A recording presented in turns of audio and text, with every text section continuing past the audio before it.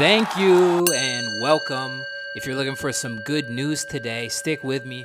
We're going to be going over how robots are saving our fish populations and restoring our marine ecosystems. All right, great stuff. So, here's the thing that nobody's talking about. If you're a seafood eater, the nutrition in our seafood is getting less and less, and a lot of fish species are becoming extinct. All right, let's look at the Canadian fish industry. You see this chart, the amount of fish, codfish that are farmed off the coast has absolutely plummeted, and that's because we have absolutely destroyed the ecosystem.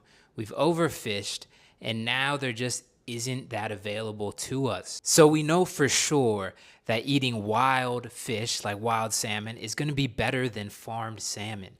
Okay, and this is a pattern I want to put your attention to, that when we have grass-fed beef, when we have pasture-raised chicken, it has more nutrients in it and it ends up being a lot better for us.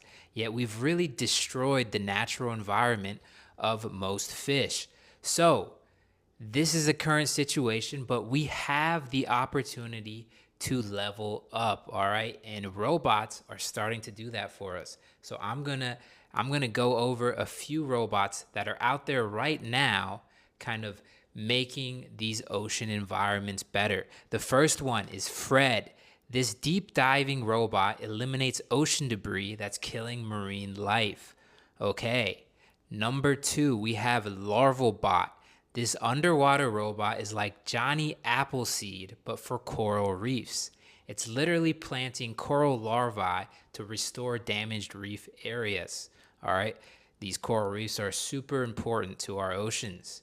And number 3, we have Waste Shark. All right, this automated robot can eat up to 15.6 tons of ocean waste per year. This is the future of marine conservation, and it's happening right now.